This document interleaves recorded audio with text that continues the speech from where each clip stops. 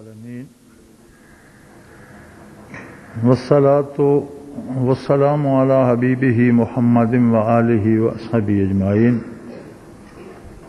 اعوذ باللہ من الشیطان الرجیم، بسم اللہ الرحمن الرحیم۔ من یہد اللہ فہو المہتد ومن یضلل فاولئک هم الخاسرون۔ وَلَقَدْ زَرَعْنَا لِجَهَنَّمَ كَثِيرًا مِنَ الْجِنِّ وَالْإِنسِ لَهُمْ قُلُوبٌ لَا يَفْقَهُونَ بِهَا وَلَهُمْ أَعْيُنٌ لَا يُبْصِرُونَ بِهَا وَلَهُمْ آذَانٌ لَا يَسْمَعُونَ بِهَا أُولَئِكَ كَالْأَنْعَامِ بَلْ هُمْ أَضَلُّ أُولَئِكَ هُمُ الْغَافِلُونَ۔ اللهم سبحانك لا علم لنا إلا ما علمتنا إنك أنت العليم الحكيم۔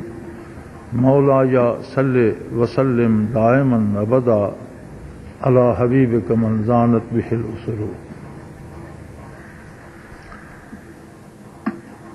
دنیا میں بنیادی طور پر انسان کے دو طبقے ہیں، دو قومیں ہیں، دو طرح کے لوگ ہیں۔ ایک وہ جنہیں اللہ کے ساتھ ایمان نصیب ہے، دوسرے وہ جو اللہ سے دور ہیں اور نور ایمان سے محروم ہیں۔ ایک تیسرا طبقہ جو ان دونوں کے درمیان ہے، اس کا رویہ زبانی ایمان کا ہوتا ہے اور عملاً کفر کا ہوتا ہے، کردار کافروں کا ہوتا ہے، دعوی اسلام کا ہوتا ہے۔ اس تیسرے طبقے کو کتاب اللہ نے منافق کہا ہے، اور ان کے لیے کافر سے زیادہ سزا تجویز فرمائی ہے ذات باری تعالی نے۔ فرمایا ان المنافقین فی الدرک الاسفل من النار، سب سے نچلا خانہ جہنم کا جو ہوگا، کافروں سے بھی نیچے، وہ منافقین کی جگہ ہوگی۔ اب دو مومن اور کافر تو واضح ہیں، منافق درمیان میں ایک ایسی چیز ہے جس کی شناخت کرنا پڑتی ہے، اور میری ذاتی رائے میں دوسروں کی شناخت کرنے کی بجائے ہر شخص کو اپنے کردار کا جائزہ لینا چاہیے، یہ زیادہ آسان ہے۔ یہ سوچنا چاہیے کہ میں کہتا کیا ہوں اور میں کرتا کیا ہوں۔ کلمہ تو میں توحید کا پڑھتا ہوں، کردار میرا مشرکوں سے بھی گیا گزرا ہے۔ دعویٰ میں اتباع سنت کا کرتا ہوں، اور کام میرے سارے کافروں جیسے ہیں، حلیے سے لے کر کردار تک۔ تو کہیں ایسا تو نہیں کہ ہم جو اپنے آپ کو مسلمان کہتے ہیں اور ان رحمتوں کی امید رکھتے ہیں جو صحابہ کرام رضوان اللہ علیہم اجمعین پر نازل ہوئیں، ان برکات کی تمنا رکھتے ہیں جو اہل اللہ پر نازل ہوئیں، اس طرح کی امیدوار کرم ہے جس طرح اللہ کے خاص بندوں پر اس کا کرم ہوتا ہے، لیکن ہمارے ساتھ ہوتا مختلف ہے، ہماری توقع مختلف ہوتی ہے، اور بجائے کرم کے ہم پہ عذاب نازل ہوتا ہے، ہمیں مار پڑتی ہے، ہم قتل عام ہوتے ہیں، ہم ذلیل ہوتے ہیں، ہم رسوا ہوتے ہیں۔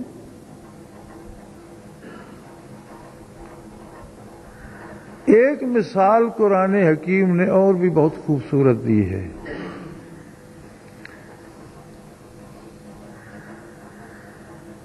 میں تو خیر ساری زندگی میری تو جنگلوں میں پھرتے گزری ہے،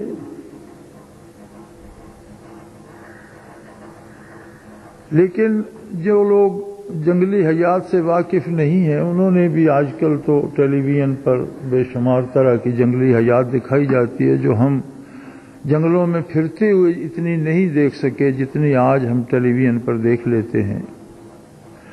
اس میں ایک عجیب بات آپ کو دکھائی دے گی کہ غور ہے جانوروں کا، ایک بھیڑوں کا، بکریوں کا ایک گلہ ہے، ہرنوں کی ایک ڈار ہے.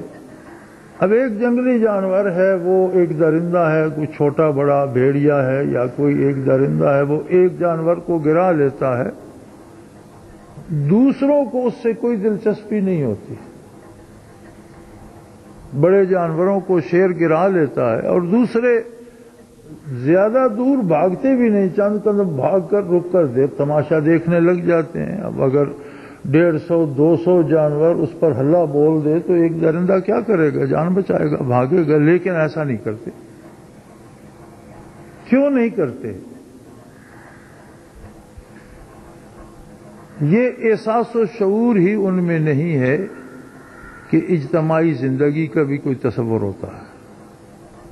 ہر جانور اکیلا اکیلا زندہ ہے، اجتماعیت کا تصور ان میں نہیں ہے.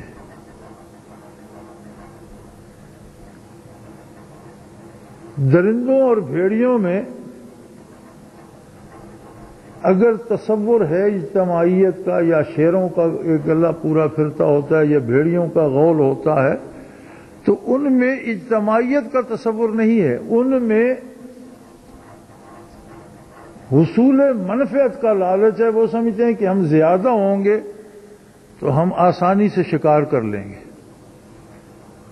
ورنہ ان میں سے بھی اگر کوئی زخمی ہو جائے تو دوسرے اسے پوچھتے نہیں ہیں. ان میں وہ اجتماعیت کا تصور نہیں ہے کہ یہ ہمارا ساتھی ہے، اسے ساتھ لے کے چلیں، بلکہ اسے چھوڑ جاتے ہیں، اس سے الگ ہو جاتے ہیں. تو وہ کیوں یکجا ہوتے ہیں؟ ان میں ایک تصور ہوتا ہے کہ اکیلا شکار کرنے سے اگر ہم زیادہ ہوں گے تو آسانی سے شکار کر لیں گے اور سب کا پیٹ بھر جائے گا. آج دنیا میں مومن کی مثال جانوروں کے غول کی ہے اور کافر کی مثال درندوں کے غول کی ہے. ان میں بھی اجتماعیت کسی انسانی مسئلے پہ نہیں ہے، یعنی ان میں بھی اتفاق وہی درندوں والا ہے کہ لوٹ کا مال مل کر، یا 4 ڈاکو اکٹھے ہو جاتے ہیں جس طرح، یا چند چور اکٹھے ہو جاتے ہیں کہ اکیلا کرنے سے ہم گروہ ہوں گے تو زیادہ کر لیں گے. اور یہ مصیبت کیوں پڑتی ہے؟ جب بھی بندہ اللہ سے دور ہوتا ہے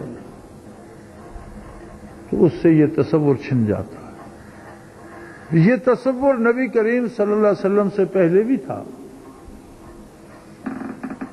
بھائی بھائی کا دشمن تھا. فرمایا وَكُنْتُمْ عَادًا، تم سب ایک دوسرے کے دشمن تھے. باپ بیٹوں کا دشمن تھا، بیٹیاں زندہ گاڑ دیتے تھے، بیٹے باپ کے دشمن تھے، بھائی بھائی کے دشمن، ہر شخص دوسرے کا دشمن تھا. کنتم عادان، اے نوع انسانی تم صرف دشمن تھے. فألف بین قلوبکم فاصبحتم بنعمتہ اخوانا، میرے حبیب صلی اللہ علیہ وسلم نے تمہارے دلوں کو محبت سے آشنا کر دیا، اور پھر اگلے سورج نے تمہیں بھائی بھائی دیکھا. جو دوسرے کا حلق کاٹ کر نوالا چھیننے والے تھے انہوں نے بھوکا رہنا گوارا کر لیا اور اپنے حصے کا کھانا غربا میں بانٹ دیا. جو لوٹ کر لانے والے تھے وہ اپنا گھر لٹوانے پہ راضی ہو گئے. یعنی الفت نے، محبت نے، عشق نے، تعلق نے اور لذت آشنائی نے ساری ان کی سوچ ہی بدل دی، کردار ہی بدل دیا. دو عالم سے کرتی ہے بے گانا دل کو، عجب چیز ہے لذت آشنائی. اور جب یہ لذت آشنائی چھن جائے، چھنتی کیوں ہے؟ فرمایا من یہد اللہ فہو المہتدی، جسے اللہ ہدایت دیتا ہے وہ ہدایت پاتا ہے. اللہ ہدایت نہ دے، ہدایت کوئی نہیں پا سکتا. سوال یہ پیدا ہوتا ہے کہ اگر ہدایت اللہ نے دینی ہے اور وہ نہ دے تو نہیں مل سکتی، تو پھر شاید قصور تو کسی کا بھی نہیں. اگر ہم گمراہ ہیں تو جب اللہ نے ہدایت نہیں دی تو کیا ہو؟ اس نے فرمایا ایسی بات نہیں ہے، میں نے بندے کو دل دیا، دماغ دیا، آنکھیں دیں، کان دیے، زبان دی، حواس خمسہ دیے، سب سے بڑھ کر قلب دیا۔ قلب میں تفکر رکھا، سمجھ رکھی، شعور رکھا، اور اسے فیصلے کا اختیار دیا۔ اب اگر وہ اپنے دل کی گہرائی سے یہ فیصلہ کر لیتا ہے کہ مجھے ہدایت چاہیے، تو فرمایا میں اسے ہدایت دے دیتا۔ یہدی الیہ من ینیب۔ اگر کھرے دل سے کوئی بندہ کسی وقت بھی فیصلہ کر لیتا ہے، اس کے 60 سال گناہوں میں گزر گئے، 70 سال کفر میں گزر گئے، شرک میں گزر گئے، لیکن ایک لمحے آ کر اس نے یہ فیصلہ کر لیا کہ میں جو کچھ کرتا رہا یہ غلط تھا، اور مجھے اللہ سے ہدایت کی طلب کرنی چاہیے، اور میں اللہ سے ہدایت مانگتا ہوں، فرمایا میں اس کی 70 سالہ مشرکانہ زندگی کو حرف غلط کی طرح مٹا کر اس کے دل کو نور ہدایت سے بھر دیتا۔ زبردستی کسی پہ مسلط نہیں کرتا۔ یہی کچھ اختیار ہے بندے کے پاس، نہ پیدا ہونے کا اختیار ہے، نہ مرنے کا، نہ صحت مند رہنے کا، نہ بیمار ہونے کا، نہ اپنا رزق بڑھانے گھٹانے کا۔ ہر متنفس کی روزی مقرر ہے۔ الا وان النفس لن تموت حتى تستكمل رزقها۔ کوئی نفس دنیا سے مرتا نہیں جب تک اپنے حصے کا آخری قطرہ پانی کا، آخری دانہ اناج کا، آخری جھونکا ہوا کا وصول نہیں کر لیتا۔ ہر چیز اس کے اپنے دست قدرت میں اس نے بانٹ دی۔ انسان کے ذمے صرف محنت اور مجاہدہ ہے کہ رزق حلال کی طلب میں محنت کرے، اور یہ محنت کرنا عبادت ہے، اور اس کا وہ اجر دے گا۔ رزق وہی ملے گا جو مقدر ہے۔ چوری کرے، ڈاکہ کرے، بددیانتی کرے، چھین کے لے آئے، اس کا رزق تو وہی ہے جو وہ کھائے گا۔ اگر کروڑوں چھوڑ کر مر گیا، سوئس بینکوں میں رہ گئے، امریکن بینکوں میں رہ گئے، تو اس کے کس کام آئے؟ اس کے نصیب تو وہی ہے نا جو اس نے کھا لیا، یا اس کے نصیب کا وہ ہے جو اس نے حق کی راہ میں خرچ کر دیا۔ اب حرام کا حق کی راہ میں خرچ کرنے کا بھی کوئی تصور نہیں۔ اللہ کی راہ میں بھی خرچ وہ ہوتا ہے جو رزق حلال ہو۔ جب رزق حرام ہو، اگر کوئی کتا یا خنزیر مار کر کہے اس کا گوشت میں صدقہ کرتا ہوں، صدقہ ہو جائے گا؟ اسی طرح حرام روزی سے جو صدقہ دیتا ہے وہ صدقہ نہیں ہوتا، وہ اس کا وہ بھی ضائع گیا، اور جو اپنا نصیبہ تھا وہ کھا لیا، باقی چھوڑ کے چلا گیا۔ تو اگر حلال پر رہے، حضرت علی کرم اللہ وجہ الکریم خچر پہ سوار تھے، آپ کی عادت تھی اپنے عہد خلافت میں دور دراز علاقوں کا کبھی کبھی جائزہ لیا کرتے تھے۔ اب ساتھ نہ کوئی ملازم ہے، نہ خادم، نہ کوئی چوکیدار، نہ کوئی، عام آدمی کے لباس میں، ایک دیہاتی لباس میں آپ خچر پہ سوار پھر رہے تھے۔ گھوڑا بھی نہیں تھا، خچر تھا۔ لوگوں کا حال دیکھنے کے لیے نماز کا وقت ہوا، شہر کی مسجد میں گئے، نماز پڑھی جا چکی تھی، لوگ نکل گئے تھے۔ آپ چونکہ باہر سے آئے تھے، مسجد کے دروازے پہ خچر روکا، اب سوچ رہے تھے خچر کا کیا کروں، تو ایک آدمی اندر سے نکلا نماز پڑھ کے۔ اسے فرمایا بھئی میرے واپس آنے تک اگر تم یہ میرا خچر تھام رکھو تو میں دوگانہ ادا کر کے آ جاتا ہوں۔ مسافر تھے، سفر میں تھے، 2 رکعت پڑھنی تھی۔ اس نے کہا جی میں رکتا ہوں۔ آپ جب دوگانہ پڑھ کے فارغ ہوئے تو آپ نے 2 درہم جیب سے نکال کے ہاتھ پہ رکھے کہ اسے میں نے روکا ہے، کوئی غریب ہوگا، مزدور ہوگا، کسی کام پہ جانا ہوگا، بہرحال اس کے وقت کی اجرت جو ہے مجھے دینی چاہیے۔ لیکن جب باہر آئے تو خچر کھڑا ہے اور اس کے منہ میں لگام نہیں، وہ بندہ لگام نکال کے لے گیا۔ آپ نے خچر پکڑا، بازار کو چلے تو دیکھا ایک دکاندار کے سامنے وہی انہی کا لگام اسی خچر کا لٹک رہا ہے۔ ہم نے پوچھا بھئی یہ بیچو گے؟ جی بیچوں گا۔ کتنے کا بیچو گے؟ اس نے کہا 1 درہم کا۔ انہوں نے 1 درہم کا خرید لیا اور پوچھا تم نے کتنے کا خریدا ہے؟ اس نے کہا میں نے تو آدھے درہم کا خریدا ہے، اب یہ بھی ایک بندہ دے کے گیا، میں درہم کا بیچ رہا ہوں۔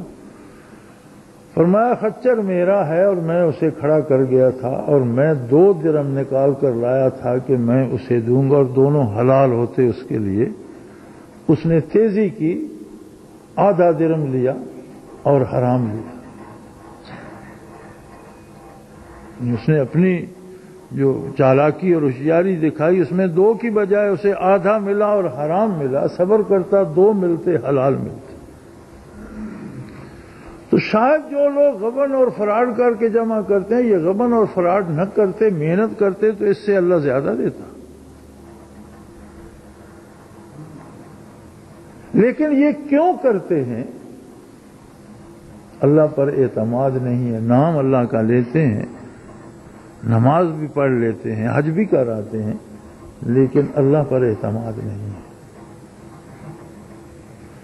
اور فرمایا جو ہدایت کا دل سے طالب ہوتا ہے میں اسے ہدایت دیتا ہوں اور وہی ہدایت پہ ہوتا ہے. اور جو ہدایت کا طالب نہیں ہوتا اللہ اسے گمراہ کر دیتا ہے، اور جسے اللہ گمراہ کر دے فَأُولَٰئِكَ هُمُ الْخَاسِرُونَ، وہ نفع کی امید نہ رکھے، وہ ہمیشہ خسارے میں رہتا ہے. دنیا میں بھی خسارے میں رہتا ہے، سیاسیات میں بھی خسارے میں رہتا ہے، معاملات میں بھی خسارے میں رہتا ہے، آبرو کے معاملے میں بھی خسارے میں رہتا ہے، اور آخرت کا خسارہ تو اس پر سوال ہے. گمراہی میں فائدے کا کوئی تصور نہیں. پھر فرمایا وَلَقَدْ ذَرَأْنَا لِجَهَنَّمَ كَثِيرًا مِّنَ الْجِنِّ وَالْإِنسِ، ہم نے پیدا تو کیے لیکن بے شمار جن اور انسان محض جہنم کے لیے پیدا ہوئے. کبھی انہوں نے سوچنے کا تکلف ہی نہیں کیا کہ اللہ نے ہمیں جو دل دیا تھا اس میں کوئی طلب بھی ہے، اس میں کوئی درد بھی ہے. دل دارند و محبوب ندارند، سینے میں دل ہے لیکن کوئی محبوب نہیں ہے. اب یہ جو جہنم کے جانے والے جن اور انسان ہیں، فرمایا ان کا عالم یہ ہے لہم قلوب لا یفقہون بہا، ان کے سینے میں دل ہے لیکن اس میں تفقہ نہیں ہے، اس سے سمجھتے نہیں ہیں. دل ہے، شعور نہیں ہے اس دل میں. مادی سائنس تفقہ دماغ کے ذمہ لگاتی ہے، لیکن قرآن حکیم تفقہ کا کام دل کے سپرد کرتا ہے.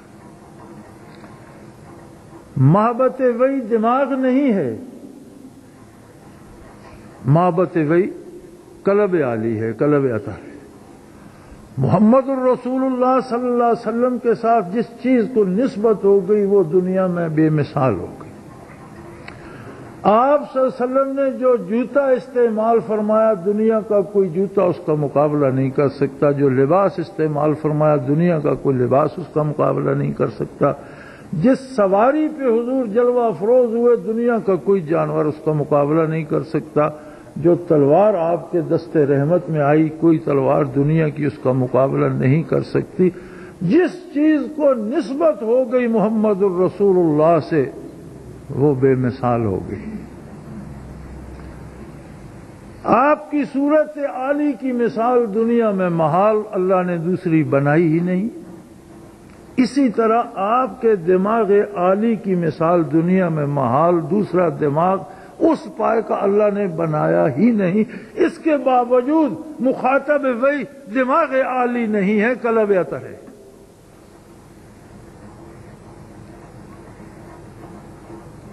کفر کے سارے معاملات دماغ سے چلتے ہیں اور ایمان کے سارے معاملات دل پر مدار رکھتے ہیں.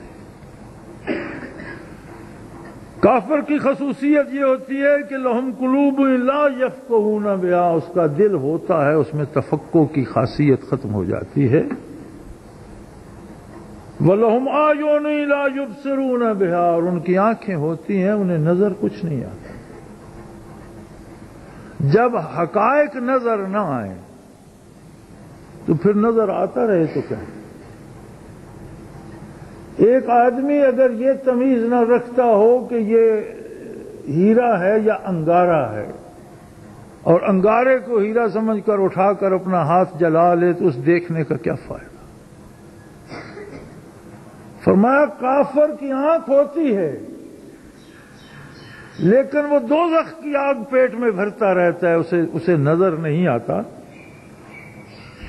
وَلَهُمْ آذَانٌ لَا يَسْمَعُونَ بِهَا، ان کے کان ہوتے ہیں، انہیں حق اور باطل کی تمیز نہیں ہوتی، حق سنتے نہیں ہیں۔